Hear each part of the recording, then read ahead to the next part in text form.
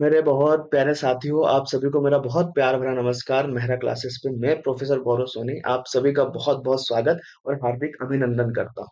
जैसा कि आप जानते हैं, मध्य प्रदेश असिस्टेंट प्रोफेसर भर्ती परीक्षा 2025 के लिए हम सिंघम बैंक लॉन्च कर चुके हैं पॉलिटिकल साइंस विषय के लिए, जिसमें जो प्रथम यूनिट है पाश्चात्य राजनीतिक चिंतन, जिसमें जो पहला उसका जो थिंकर है, पाश्चात्य थिंकर प्लेटो हम पढ़ रहे हैं। पार्ट वन में हम प्लेटो के बहुत सारे विचार, जैसे कि प्लेटो का जीवन परिचय, उनकी बहुत सारी किताबें, रिपब्लिक, लॉज, स्टेट्समैन आदि हम पढ़ चुके हैं। इसके बाद मैंने प्लेटो के गुफा सिद्धांत को समझा था, प्लेटो के न्याय सिद्धांत को समझा था, और जो आदर्श राज्य के बारे में प्लेटो के क्या विचार है या प्लेटो उसके संबंध में क्या कहते हैं, इन सबको हम पढ़ चुके हैं। आज हम शुरू करेंगे आपका जो पार्ट टू है, जिसमें हम कहीं ना कहीं प्लेटो की जो शिक्षा व्यवस्था है और जो प्लेटो का साम्यवाद है, इनको पढ़ने और समझने की कोशिश करेंगे, है ना? तो बिना देरी किए हम शुरू करते हैं। आप बने रहिए हैं, और जो बैच के प्रति आपका उत्साह आ रहा है, बहुत हर्ष बढ़ाने वाला है हमारे लिए, ताकि हम और मेहनत करें, आपको और अच्छा कंटेंट और चीजें प्रोवाइड कराएं। तो चलिए हम हेडिंग डालते हैं और आगे पढ़ते हैं कि प्लेटो की शिक्षा। देखो, प्लेटो ने जो अपना विचार दिया है शिक्षा को लेकर, उनकी जो किताब है रिपब्लिक, इसमें उन्होंने शिक्षा के संबंध में लिखा गया है ना? आदर्श शासन जो होना चाहिए, आदर्श शासन का जो माध्यम होगा वो शिक्षा ही होगी, है ना? इन्होंने शिक्षा की दो पद्धतियों को मिलाकर अपनी एक नई पद्धति दी है। तो दो पद्धतियां कौन सी है जिनको प्लेटो ने दिया है? तो एक जो पद्धति थी उस समय, जो एथेंस राज्य था, जहाँ प्लेटो का जन्म हुआ था, मैंने आपको बताया था कि कोई भी विचारक जहाँ वो जिस क्षेत्र में या जिस समय में और जिस स्थान पर जन्म लेता है, उसके विचार उसी तरीके के होते हैं। तो प्लेटो एथेंस में जन्म लिए थे। एथेंस में उस समय जो शिक्षा की पद्धति थी, उसमें मुख्यतः बौद्धिक ज्ञान और दार्शनिक शिक्षा पर बल दिया जाता था, है ना? तो इसीलिए आप देखेंगे कि जो प्लेटो का दर्शन है, इसमें सबसे ज्यादा बल प्लेटो ज्ञान, विवेक और दर्शन पर देते हैं ना। दूसरा, जो नगर राज्य उस समय था स्पार्ट, वहां पे जो शिक्षा पद्धति चलती थी, उसमें मुख्यतः जो शारीरिक शिक्षा है, शारीरिक शिक्षा और सैनिक शिक्षा पर बल दिया जाता है। तो प्लेटो ने इन दोनों पद्धतियों का उपयोग करके अपनी एक शिक्षा की पद्धति दी। इन्होंने शिक्षा को विभिन्न तीन स्तरों के माध्यम से समझाने की कोशिश किया है, जो उनके पूरे के पूरे दर्शन का आधार है। और प्लेटो सबसे ज्यादा जो बल देते हैं, वो शिक्षा पर बल देते हैं। रिपब्लिक इन्होंने बुक लिखी थी, जिसे हमारे जो विचारक है रूसो, इन्होंने शिक्षा शास्त्र पर लिखी सबसे अच्छी बुक कहा है। ये कथन पूछा जाता है ना, तो इस कथन में हम किस बात पर जोर देते हैं कि जो रूसो है, रूसो ने रिपब्लिक को शिक्षा शास्त्र पर लिखा सबसे श्रेष्ठ ग्रंथ कहा है। शिक्षा सर्वश्रेष्ठ ग्रंथ कहा है। बहुत इंपॉर्टेंट कोटेशन है, इसे नोट करिएगा अपन। रूसो ने शिक्षा शास्त्र पर लिखा गया सर्वश्रेष्ठ ग्रंथ कहा है, किसको? रिपब्लिक को सर्वश्रेष्ठ ग्रंथ कहा है। रिपब्लिक का उद्देश्य, चूंकि उसका शीर्षक न्याय से संबंधित था, न्याय समाज की स्थापना करना है। तो न्याय की स्थापना कैसे होगी? तो न्याय की स्थापना के दो साधन थे। तो पहला साधन शिक्षा, दूसरा है साम्यवाद। तो अभी हम शिक्षा को पढ़ रहे हैं और आगे पढ़ेंगे साम्यवाद को, है ना? इसी तरह प्लेटो की जो शिक्षा है, प्लेटो अपनी शिक्षा को तीन स्तर में बताते हैं, जिनको हम देखते हैं एक के बाद एक कि भैया आखिर कौन से वो तीन स्तर है ना? क्या है उन तीन स्तरों में, उनको समझते हैं हम। प्लेटो की शिक्षा के जो तीन स्तर है, कौन से स्तर है, उन्हें हम समझते हैं। तो देखिए, प्लेटो ने अपने जो शिक्षा है उसको तीन स्तरों में दिया है, जो क्रमशः एक के बाद एक हम पढ़ेंगे। तो पहला स्तर है प्लेटो की शिक्षा का, आप देखिए, तीन स्तर शिक्षा के, तीन स्तर है प्लेटो की शिक्षा के तीन स्तर। प्लेटो की शिक्षा के तीन स्तर जो है, वो कौन से स्तर है? तो पहला जो स्तर है वो है प्राथमिक स्तर। प्राथमिक स्तर,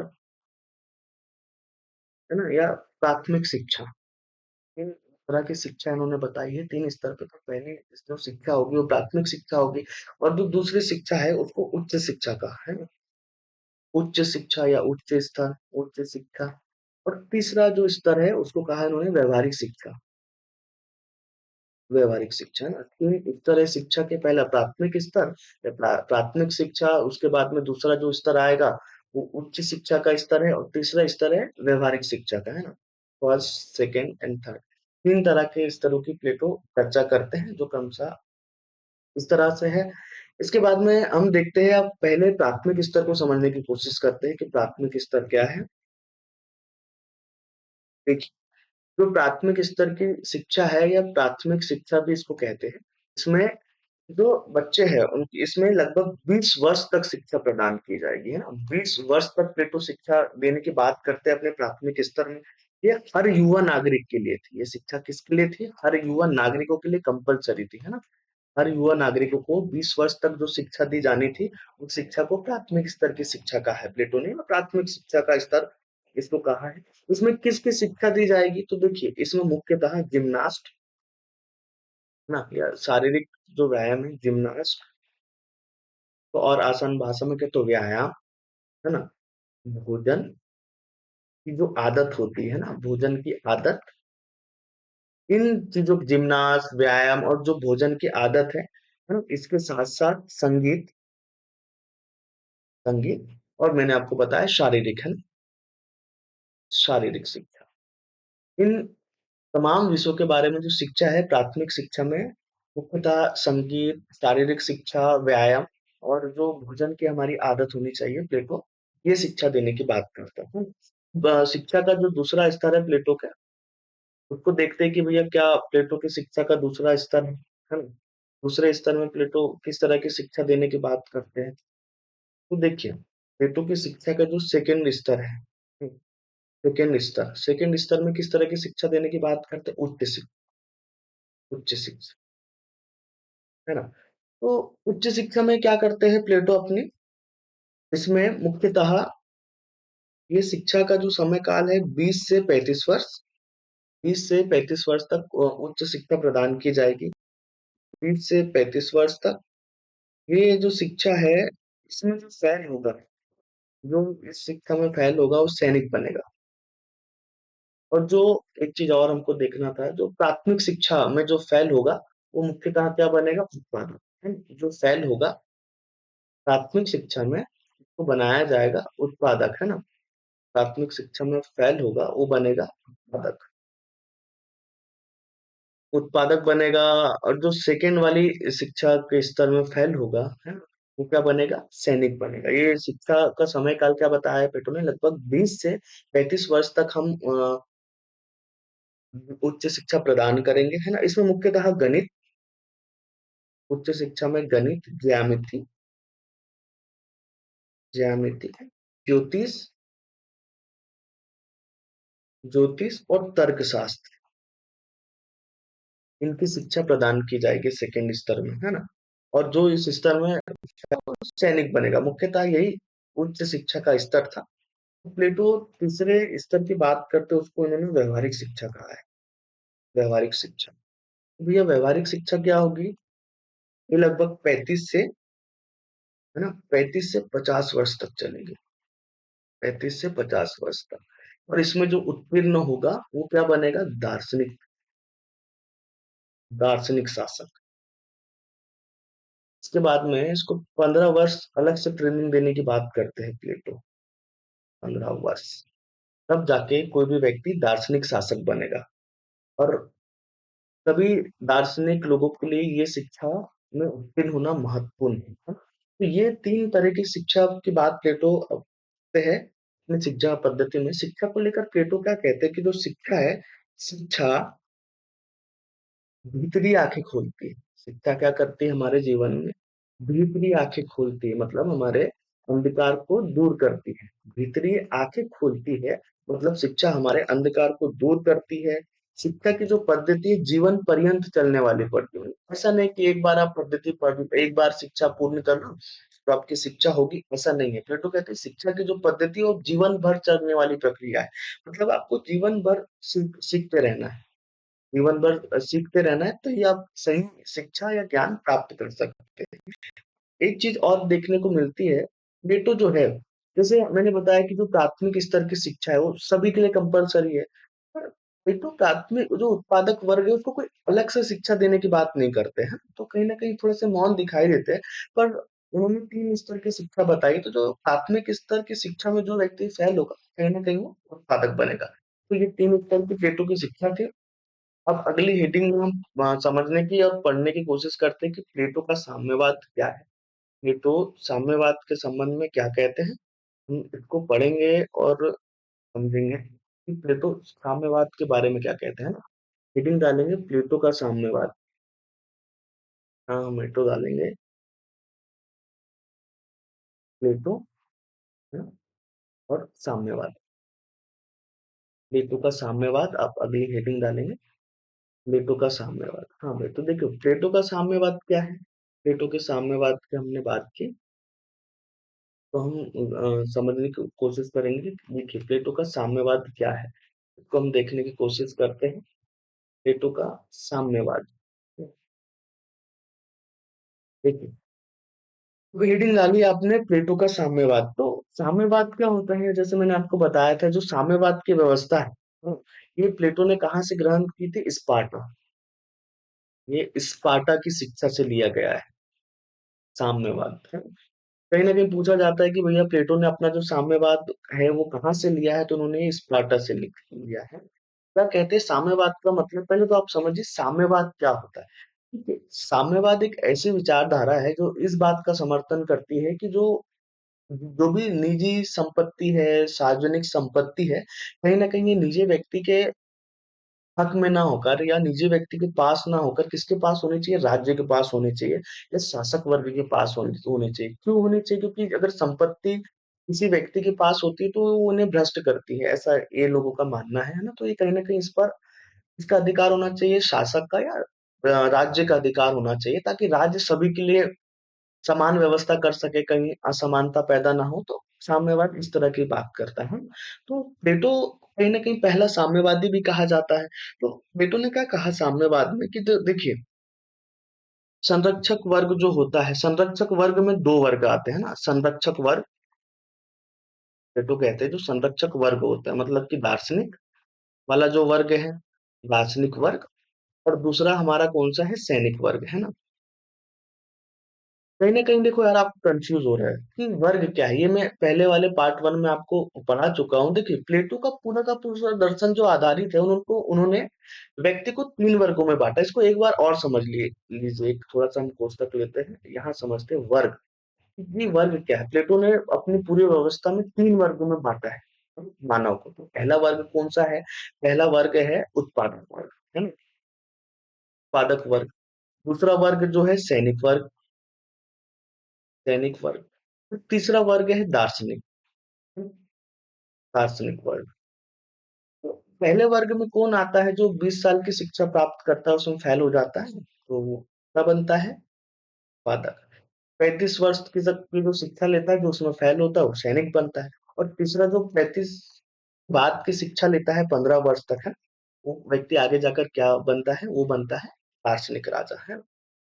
इन वर्गों में कुछ चीजों की प्रधानता होती है। जो उत्पादक वर्ग है, इसमें क्या होती है, तृष्णा या वासना की प्रधानता होती है, ऐसा प्लेटो का मानना है। दूसरा वर्ग जो होता है, इसमें साहस पाया जाता है, साहस पाया जाता है। तीसरे वर्ग में क्या पाया जाता है, विवेक, मतलब ज्ञान। ये तीन तरह के वर्ग है और उनमें किस तरह की भावना होती है ना, ये मैंने आपको एक बार फिर से समझा दिया। तो हम आगे चलते हैं। तो प्लेटो क्या कहते हैं, जो संरक्षक वर्ग होता है ना, संरक्षक वर्ग में दो वर्ग आते हैं। तो दो चीजें, प्लेटो कहते हैं कि दो चीजें संरक्षक वर्ग को भ्रष्ट करती, दो चीजें संरक्षक वर्ग को भ्रष्ट करती। संरक्षक वर्ग होता है, इसको दो चीजें भ्रष्ट करती है ना, दो चीजें भ्रष्ट करती। कौन सी भी दो चीजें हैं, तो देखिए एक होती है कंचन और दूसरी, एक कंचन और कामिनी, कंचन और कामिनी। कंचन का क्या मतलब, कंचन मतलब धन दौलत संपत्ति, एक ये चीजें भ्रष्ट करती है ना संरक्षक। और दूसरी कामिनी मतलब कि औरत या जो स्त्री है। प्लेटो इन दोनों चीजों का साम्यवाद करने की बात करते हैं कि जो संरक्षक वर्ग है, जिसमें दार्शनिक और सैनिकों को हम शामिल करते हैं, इनकी किसी भी तरह की कोई संपत्ति नहीं होगी, ना ही इनकी दुनिया होगी।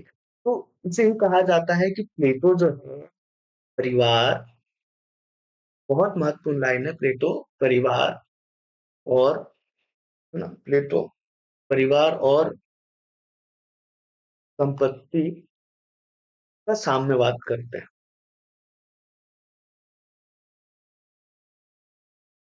कहने का मतलब ये है कि जो उत्पादक वर्ग या जो कहने का मतलब ये है यहाँ पर कि जो संरक्षक वर्ग होगा, संरक्षक वर्ग की ना तो कोई किसी तरह की संपत्ति होगी, मतलब जो राजा होगा और जो सैनिक होगी, ये ना तो अपनी संपत्ति रखेंगे, ना इनका कोई परिवार होगा। है? संपत्ति मैंने जैसे आपको बताया कि प्लेटो परिवार और संपत्ति के साम्यवाद की बात करते, तो जो संरक्षक वर्ग होगा ना उनकी कोई संपत्ति होगी, ना किसी तरीके का परिवार होगा। मतलब कि जो भी पूरे राज्य की संपत्ति होगी है ना, वो इनकी संपत्ति होगी, और जो इनकी संपत्ति होगी वो पूरे राज्य की संपत्ति होगी, दोनों वर्गों की। इनकी कोई पत्नी नहीं होगी, मतलब किसी को भी अपनी पत्नी मान के उनके साथ बच्चे कर सकते हैं, सब कर सकते हो, सबकी एक समान साझा रूप से होगी, किसी व्यक्ति विशेष की कोई संपत्ति नहीं होगी और कोई परिवार नहीं होगा। क्यों नहीं होगा? क्योंकि ये चीजें शासक वर्ग को या संरक्षक वर्ग को भ्रष्ट करती, इसलिए नहीं होगी, है ना? तो जो इनका परिवार है, सबका परिवार है, और इनका जो मालिकाना हक होगा, क्योंकि कहीं ना कहीं उत्पादक वर्ग इनका संरक्षण करेगा, किस जो परिवार है और संपत्ति का, इसकी बात प्लेटो करते हैं। परिवार और इसी को उन्होंने कहा क्या, परिवार और संपत्ति का साम्यवाद कहा है। इसको लेकर बहुत सारे विचारक बहुत सारी बातें कहते हैं ना, कि परिवार और संपत्ति का जो प्लेटो साम्यवाद करते हैं, इसको बहुत सारे लोग अपने अपने तरीके से हमारे सामने रखते हैं। तो एक विचारक हुए जिनका नाम है M B Foster. M B Foster. M B Foster ji साम्यवाद की जो विचार प्लेटो देते हैं उस पर कहते हैं कि प्लेटो है, प्लेटो के संरक्षकों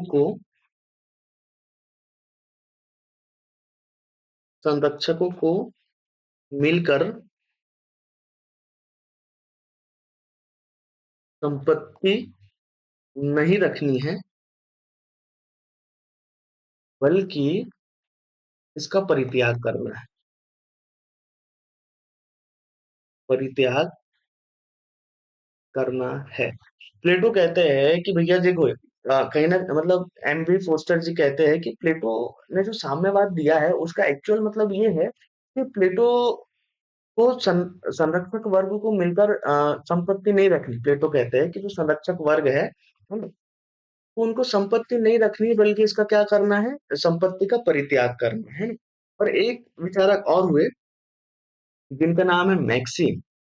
उन्होंने बहुत स्कॉलर है, बहुत अच्छी अच्छी बातें कमेंट करते, तो उन्होंने लिखा है कि अगर प्लेटो आज जीवित होते, प्लेटो आज जीवित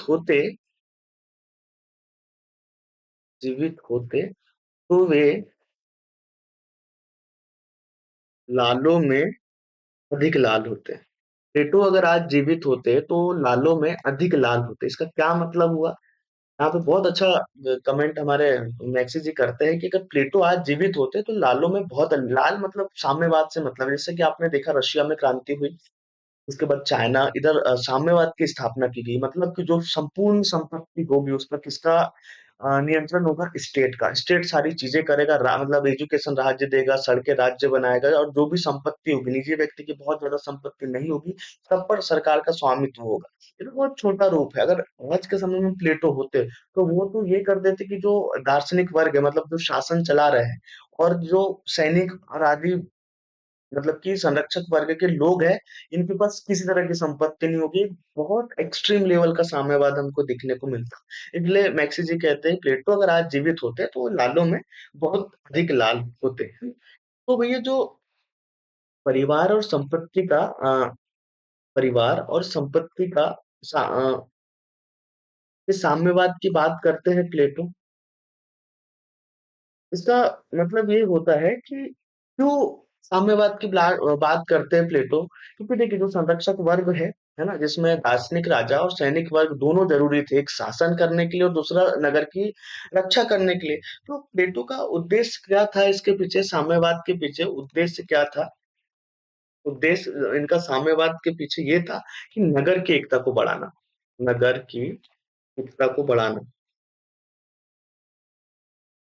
है ना? परिवार नहीं होगा तो ये शांति से अपने उद्देश्य को और कार्यों को बिना किसी मोह और बंधन के कर पाएंगे, है ना? और इनमें पूरी तब इनका खुद का परिवार नहीं होगा तो पूरे राज्य में किसकी भावना आएगी? परिवार की भावना आएगी। इसलिए साम्यवाद पर प्लेटो बल देते हैं। साम्यवाद की जो पूंजी है ना, इसके बाद समझ लिए कि जो साम्यवाद है, साम्यवाद दो लोगों की पूंजी नहीं होगी। साम्यवाद में क्या होगा? साम्यवाद में दो संरक्षक वर्ग है।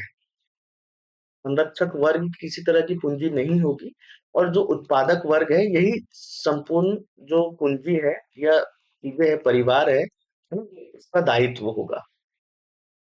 संपूर्ण पूंजी और सब चीजों का दायित्व किस वर्ग पर होगा? तो वो है भैया उत्पादक वर्ग, इनका संरक्षण करेगा, है ना। और उत्पादक वर्ग जो होगा और इनका सबका रखरखाव करने का दायित्व इनका होगा। मतलब जो उत्पादक वर्ग होगा केवल उसी के पास संपत्ति होगी, ऐसा प्लेटो कहते हैं। इसके बाद एक बात और है ना, यहाँ पर पूछी जाती है स्त्री पुरुष को लेकर, तो प्लेटो का जो संरक्षक वर्ग है ना, प्लेटो का जो संरक्षक वर्ग है, प्लेटो के संरक्षक वर्ग में वो स्त्री को भी शामिल करता है। ये बहुत महत्वपूर्ण बात है, स्त्री को भी शामिल, मतलब स्त्री भी शासक बन सकती है, शामिल करता है। स्त्री को भी शामिल करता है प्लेटो अपने संरक्षक वर्ग में, है ना। बारकर एक हमारे इनकर हुए, बारकर जी क्या कहते हैं? बारकर जी कहते हैं कि जो प्लेटो का साम्यवाद है, प्लेटो का साम्यवाद, प्लेटो का साम्यवाद वैराग्य का मार्ग है। वैराग्य का मार्ग है, वैराग्य का मार्ग है।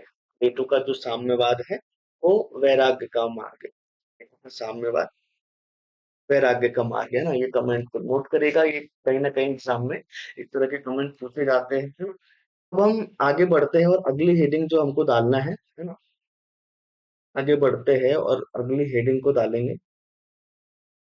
आगे चलकर अगली हेडिंग को डालते हैं, है ना, जो हमारी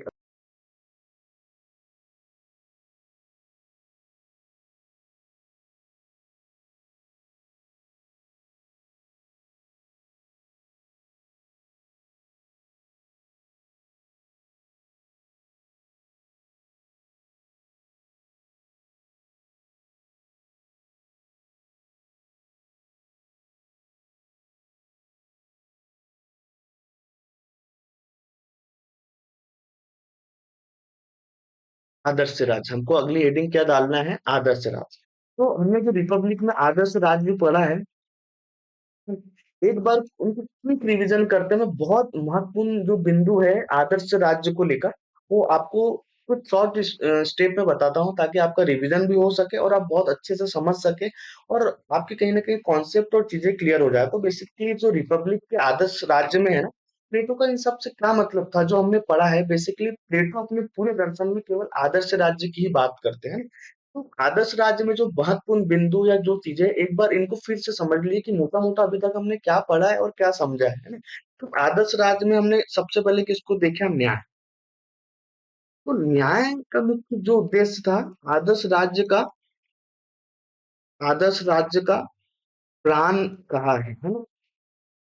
प्लेटो ने न्याय को आदर्श राज्य का प्लान, मतलब प्राण कहा है। तो आदर्श राज्य में सबसे जो ज्यादा बल दिया है और जिसको प्राण कहा है प्लेटो ने, वो है न्याय, है ना। तो न्याय को महत्व दिया है और क्या कहा है? आदर्श राज्य का प्राण का है। दूसरा क्या करते हैं प्लेटो अपने पूरे कॉन्सेप्ट में या पूरे थिंकर में? श्रम विभाजन करते हैं। श्रम विभाजन मतलब तीन वर्ग होंगे, तीनों वर्ग के अपने अपने काम होंगे। तो मैंने आपको तीन वर्ग बताए हैं। तो पहला वर्ग है उत्पादक वर्ग, ठीक है, उत्पादक। दूसरा हमारा कौन सा वर्ग है? दूसरा हमारा वर्ग है सैनिक वर्ग, है ना। और तीसरा वर्ग है शासक वर्ग, शासक वर्ग। तो ये जो वर्ग है इनका क्या काम करना होगा? व्यापार। उत्पादक वर्ग व्यापार और सब आर्थिक गतिविधियों में भाग लेगा। सैनिक वर्ग रक्षा करेगा, और जो शासक वर्ग है वो क्या करेगा? शासन करेगा, है ना। तो श्रम विभाजन हमको कहीं ना कहीं प्लेटो के दर्शन और रिपब्लिक में दिखता है। तीसरा जो बिंदु हमें वो दिखता है, क्या कहते हैं राज्यों को लेकर प्लेटो क्या कहते हैं रिपब्लिक में? राज्य को लेकर प्लेटो कहते हैं राज्य व्यक्ति का वृहद रूप, व्यक्ति का वृहद रूप, राज्य व्यक्ति का वृहद रूप है। हम क्या कर रहे हैं? हम प्लेटो ने अभी तक जो आदर्श राज्य और रिपब्लिक में जितने भी बातें कही है, कहीं ना कहीं उनको छोटे से बिंदुओं के द्वारा समझने की कोशिश कर रहे हैं, रिवाइज करने की कोशिश कर रहे हैं और अपने दिमाग में बैठाने की कोशिश कर रहे हैं, क्योंकि ये सीधे सीधे पूछी जाती है। राज्य को प्लेटो ने क्या किया है, व्यक्ति का वृहद रूप कहा है। व्यक्ति का वृहद या विराट रूप कहा है। अगला इसमें किसकी बात करते हैं कि राज्य का उद्भव। उद्भव या राज्य की उत्पत्ति क्यों हुई है, ये पूछा जाता है कि राज्य की उत्पत्ति को लेकर प्लेटो क्या कहते हैं। तो राज्य की जो उत्पत्ति हुई है या राज्य का जो उद्गम हुआ है वो मानवीय आवश्यकता से हुआ है। मानवीय आवश्यकता के कारण राज्य बना है। मानवीय आवश्यकता के कारण राज्य बना, तो राज्य के जो उद्भव है वो मानवीय आवश्यकता के कारण हुए हैं। प्लेटो के अनुसार जो राज्य की उत्पत्ति है वो मानवीय आवश्यकता के कारण हुई है। मानवीय आवश्यकता के कारण राज्य की उत्पत्ति हुई है। अगला प्लेटो क्या कहते हैं, राज्य की उत्पत्ति मानवीय कारण आवश्यकताओं की वजह से हुई है। पांचवा बिंदु इसका ये है, न्याय शिक्षा को लेकर। न्याय का ज्ञान ही शिक्षा है। मतलब न्याय का जिसको ज्ञान हो गया, शिक्षा का मुख्य उद्देश्य ही न्याय है और जिसको न्याय का ज्ञान ही शिक्षा है। शिक्षा और ज्ञान को प्लेटो अपने पूरे दर्शन में सबसे ज्यादा महत्व देते हैं। इसके बाद प्लेटो अगली बात करते हैं दार्शनिक राजा। दार्शनिक राजा क्या है, दार्शनिक राजा, दार्शनिक राजा मतलब कि जो कानून है, इस दार्शनिक कानून या विधि की प्लेटो अलग से कोई बात नहीं करते। दार्शनिक ही राजा इनके पूरे अध्ययन का, पूरे रिपब्लिक का और जो विचार है उसका केंद्र है। मतलब कि दार्शनिक राजा ही होगा जो एक वादी की तरह होगा। उसके जो विचार होंगे, उसकी जो विधि होगी वही न्याय होगा। अलग से कोई विधि की बात नहीं करते दार्शनिक राजा, है ना। कानून की बात नहीं, है ना। तो इसके जो आदेश है, दार्शनिक राजा के आदेशों को कानून कहा है। आदेशों को कानून कहा दार्शनिक राजा के, प्लेटो ने। तो जो कानून होंगे वो क्या होंगे, जो दार्शनिक राजा जो भी अपने आदेश देगा उन्हीं को प्लेटो ने कानून मान लिया ना। कोई अलग से कानून की बात प्लेटो नहीं करते। तो राजा कौन होगा, जो जिसमें ज्ञान होगा, विवेक होगा। जिसमें ज्ञान और विवेक होगा वही हमारा दार्शनिक शासक। और राजा होगा वो तार्किक होगा, है ना, उसमें विवेक ज्यादा होगा। सीधी सी बात कि वो दार्शनिक राजा इस तरह की होगा कि ज्ञान और विवेक से भरपूर होगा। अगले जो रिपब्लिक में अगला बिंदु प्लेटो लेते हैं वो है दार्शनिक निरंकुश। इसको हम शीर्षक दे सकते हैं, दार्शनिक निरंकुशता। क्या मतलब हुआ भैया दार्शनिक निरंकुशता का? तो देखो, दार्शनिक निरंकुशता का मतलब ये हुआ कि जो शासक होगा, है ना, जैसे डॉक्टर बीमारी के हिसाब से,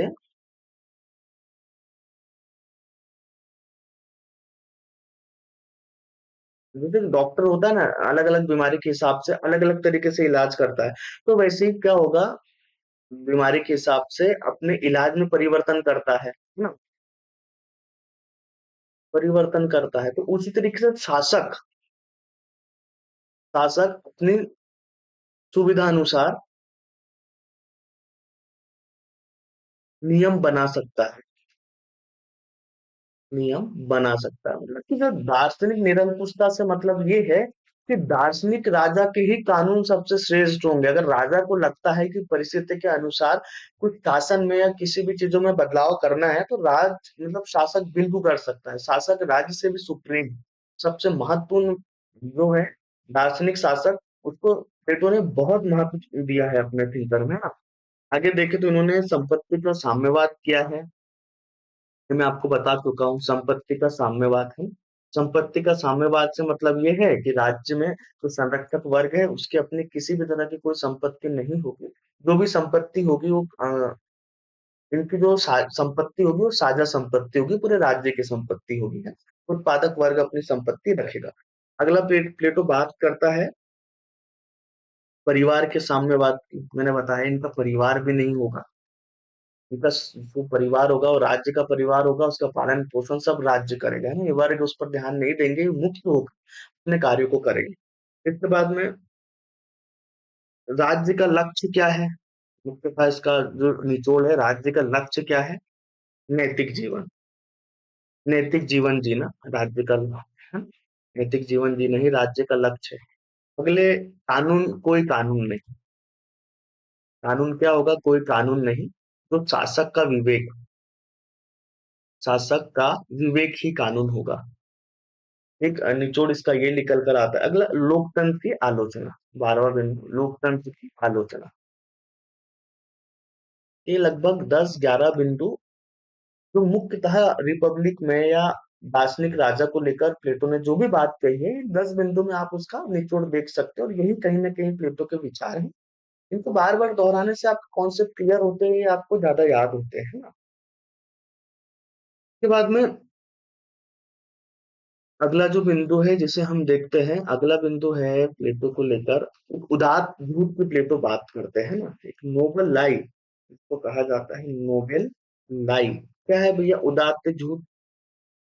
उदात्त झूठ एक एग्जाम में पूछा गया था एक बार कि उदात्त झूठ क्या है प्लेटो का। तो उदात्त झूठ से मतलब होता है, प्लेटो कहते हैं जो दार्शनिक राजा होता है, मतलब जो शासक होता है, दार्शनिक राजा, शासक,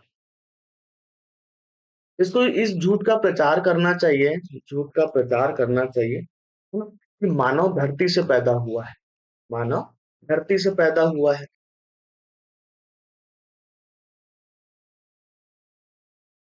ना? उसका शरीर धातु से बना है।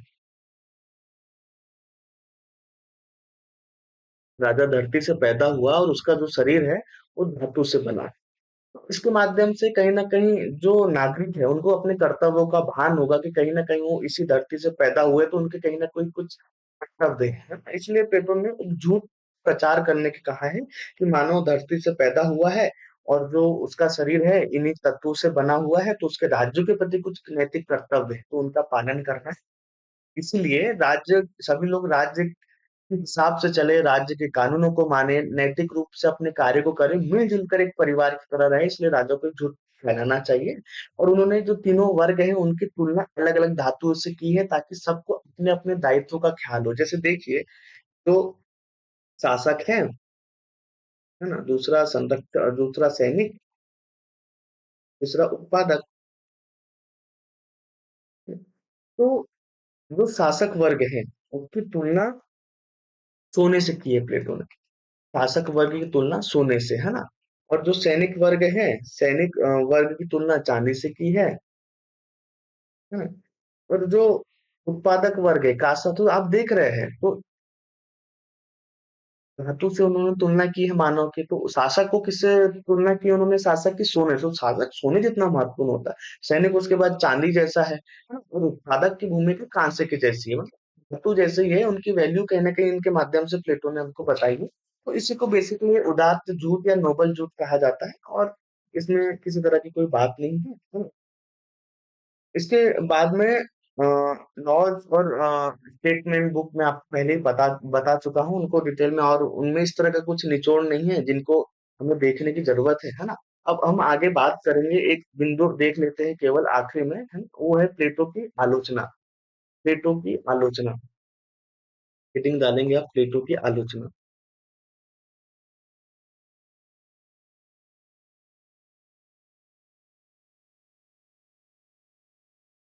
प्लेटो की आलोचना, है ना।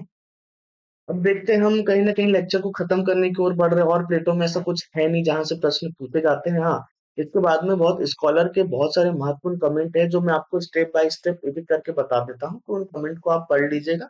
उनको पढ़ने के बाद एग्जाम में सीधे के सीधे पूछ ले जाते हैं कि भैया ये कमेंट किस व्यक्ति ने कहा है, किया है प्लेटो को लेकर, और उनको थोड़ा बहुत मैं आपको वहाँ एक्सप्लेन कर दूंगा कि आपको समझने में किसी तरह की कोई दिक्कत ना हो, है ना। तो सबसे पहले इनके जो सबसे बड़े आलोचक है अरस्तु। अरस्तु जो इन्हीं के शिष्य है। अरस्तु किसकी आलोचना करते हैं? साम्यवाद। अरस्तु ने साम्यवाद की आलोचना की है ना। इसके बाद एक विचारक हुए हैं कार्ल पॉपर, ये सबसे बड़े आलोचक है ना। और इनको लेकर प्रश्न पूछा जाता है, कार्ल पॉपर को लेकर उन्होंने एक बुक लिखी, ओपन सोसाइटी, ओपन सोसाइटी, है ना, एंड इट्स इनेमिस, इट्स इनेमीज है ना, ये कब लिखी थी उन्होंने? 1945 में एक बुक लिखी थी, open society and it's enemies, जिसमें इन्होंने जो है, इन्होंने प्लेटो को सर्वाधिकार सर्वाधिकारवाद का पिता कहा है। पिता कहा है। इससे क्या मतलब हुआ है कि जो कॉल पॉपर है ना, कॉल पॉपर, इन्होंने प्लेटो को सर्वाधिकारवाद का पिता, मतलब सर्वाधिकार मतलब निरंकुशतावाद, इनका जो शासक है, इसका मतलब ऐसा समझ लीजिए कि जो इनका शासक है वो निरंकुश है, उस पर किसी तरह का नियंत्रण नहीं है, है ना? इसलिए बिल्कुल सर्वाधिकार, शासक चाहे तो कुछ भी कर सकता है, बहुत अधिकारों से परिपूर्ण है, ये कमेंट किया। जो ये जो शब्द है सर्वाधिकारवाद, इसको नेगेटिव शब्द की तरह लिया जाता है। इसका मतलब ये होता है कि जो शासक है वो कहीं ना कहीं तानाशाह की तरह है। जैसे आपने हिटलर को देखा, तो ये विचारधारा यहीं से आई है ना। और इसके बाद में और प्रॉपर आगे चल के इन्होंने बड़ा स्टेटमेंट दिया है कि जो प्लेटो है, ये अगला स्टेटमेंट है, प्लेटो, गीगल और जो मार्क्स है, ये मुक्त समाज के शत्रु है। मुक्त समाज के शत्रु है। क्या कहते हैं कार्ल पॉपर कि भैया जो, अभी ये कार्ल पॉपर को हम देख रहे हैं, इन्होंने दो कमेंट किए हैं। इन्होंने अपनी बुक लिखी open society and it's enemies, इसमें इन्होंने जो प्लेटो है, इसके इन्हें सर्वाधिकारवाद का पिता कहा है।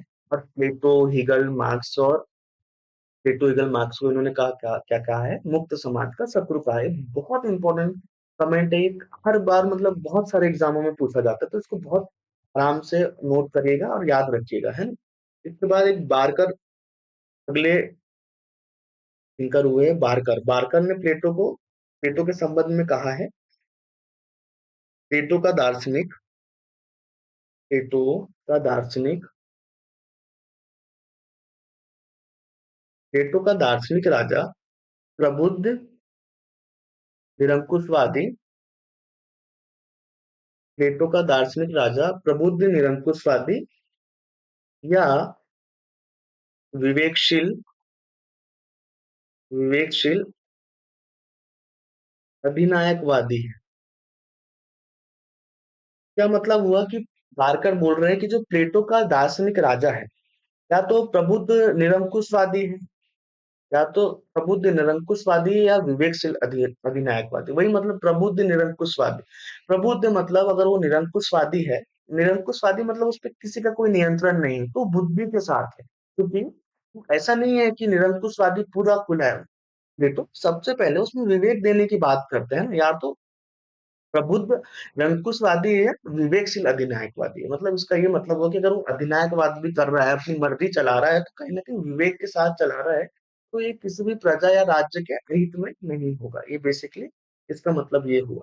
बहुत फेमस प्रश्न पूछा जाता है अन्ना आरेन को लेकर, है ना, अन्ना आरेन। इन्होंने प्लेटो को बहुत महत्वपूर्ण कमेंट है, ये भी पूछा जाता है, प्लेटो को फांसीवाद का प्लेटो को दार्शनिक फांसीवाद का दार्शनिक प्रेरक कहा है। प्रेरक, हाँ, देखिए, अन्ना आरेन क्या कहती है, इन्होंने प्लेटो को फांसीवाद का दार्शनिक प्रेरक कहा है। मतलब ये है, अन्ना आरेन ने कहा कि जो प्लेटो है वो फांसीवाद के प्रेरक है। फांसीवाद मतलब अन्ना अरेंट जब पैदा हुई थी, जब ये जर्मनी की रहने वाली थी और जर्मनी में हिटलर का शासन आने वाला था, तो इनको भागकर अमेरिका भागना पड़ा। तो उन्होंने बहुत सारी बुक लिखी, तो उन्होंने इसने कहा कि जो फांसीवाद फैला है, इसके बीच कहीं ना कहीं इसमें मिलते हैं प्लेटो में, क्योंकि उन्होंने अपने शासक को इतने अधिकार दिए, उसी से प्रेरित होकर जो फांसीवादी विचारधारा है, हिटलर ने अपने आप को उसी तरह का अधिनायकवादी मान लिया, खुद ही को सर्वोच्च बता दिया राज्य का, जिससे बहुत लोगों का कत्लेआम हुआ और अव्यवस्था दुनिया में फैल गई, और कहीं ना कहीं एक विश्व युद्ध की तरह तरफ हम बढ़े। तो इनके प्रेरक जो है वो कौन है? हमारे प्लेटो जी को ना। तो इसका दोषी उन्होंने किसको बना दिया? हमारे प्लेटो को, है ना। प्लेटो को उन्होंने इसका दोषी कहा है ना। अगला कमेंट इनको किया है, देखो, इमर्सन। इमर्सन क्या कहते हैं? जो स्कॉलर है इमर्सन, प्लेटो को लेकर कमेंट करते हैं और कहते हैं, प्लेटो ही दर्शन है, प्लेटो ही दर्शन है, दर्शन ही प्लेटो है। प्लेटो ही दर्शन है, दर्शन ही प्लेटो है। इमर्सन ने कमेंट किया है कि प्लेटो ने जो भी अपनी बातें कही है, कहीं ना कहीं फिलोसोफर की तरह ही कही है। तो दर्शन अपने आप में प्लेटो दर्शन है, या दर्शन बोलो तो दर्शन ही प्लेटो है। ये बात इमर्सन कहते हैं ना। मैक्सी एक विचारक हुए, मैक्सी, है ना। मैक्सी ने कहा इनको पहला कल्पना लुक विचारक, मतलब इनके जो भी सिद्धांत है इनको कल्पना बताया। कल्पना लुक विचारक, मैक्सी ने क्या कहा है प्लेटो को, कल्पना लोकी विचार। इसके अलावा जो मैक्सी एक और बहुत महत्वपूर्ण कमेंट इन्होंने किया है, बहुत महत्वपूर्ण। उन्होंने क्या कहा है कि जो पश्चिमी चिंतन है, पश्चिमी चिंतन, है ना, पश्चिमी चिंतन या तो प्लेटोवादी है, प्लेटोवादी है, या समर्थन में है प्लेटो के, है ना। पश्चिमी चिंतन या तो प्लेटोवादी है या प्लेटो विरोधी है। या तो पश्चिमी चिंतन या तो प्लेटोवादी है या प्लेटोवादी है ना। शायद ही कभी, शायद ही कभी गैर प्लेटोवादी है। मतलब कि प्लेटो का दर्शन इतना महत्वपूर्ण है पाश्चात्य राजनीतिक चिंतन में, कि जितने भी इसके बाद के दर्शन दर्शन मतलब जो दार्शनिक हुए हैं हमारे, या जो चिंतक हुए हैं, किसी का भी चिंतन जो है प्लेटो से अलग नहीं है। या तो प्लेटो का समर्थन करता है या कहीं ना कहीं प्लेटो के विरोध में बात करता है। इसीलिए हमारे जो मैक्सी जी है उन्होंने ये कमेंट किया है। इसके बाद में कार्ल पॉपर एक व्यक्ति हुए जिन्होंने ने पहला फांसीवादी कहा है ना, और खुले समाज का शत्रु बताया है। इसके बाद में कुछ और एक दो स्टेटमेंट प्लेटो को लेकर है, उन्हें आप देख लीजिए, है ना। लेविंसन एक और स्कॉलर हुए हैं, लेविंसन, है ना। उन्होंने कहा है कि भैया प्लेटो का जो मूल्यांकन है,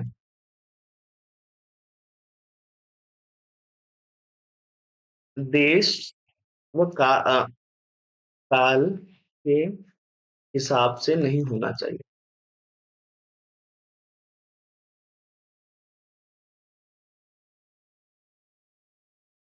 लेविंसन जी ने कहा है कि भैया जो प्लेटो का मूल्यांकन है उसे आप देश व काल के हिसाब से ना करें, है ना। जो उनके विचार थे वो अमूल्य है, वो सबकी धरोहर है, किसी मतलब देश या व्यक्ति विशेष में आप उनको ना बांटते हैं, क्योंकि वो बहुत महत्वपूर्ण है और सभी के लिए समान रूप से उपयोगी इसलिए है।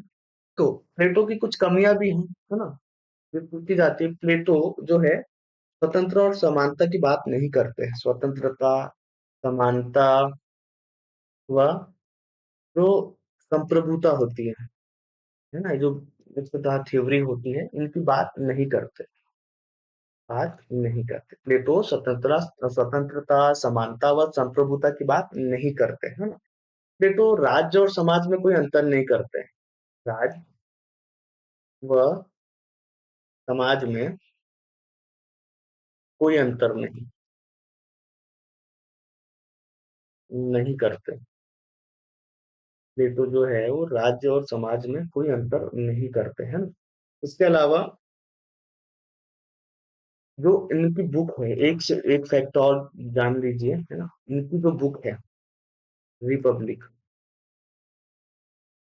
इसमें इन्होंने पांच तरह के, पांच तरह के शासन प्रणाली की बात की है ना। कौन सी है उनको देख लेते हैं। पहली है अभिजात तंत्र, अभिजात तंत्र। दूसरी है सैनिक तंत्र। तीसरा है धनिक तंत्र, है ना? चौथा है प्रजातंत्र। पांचवा है निरंकुश तंत्र।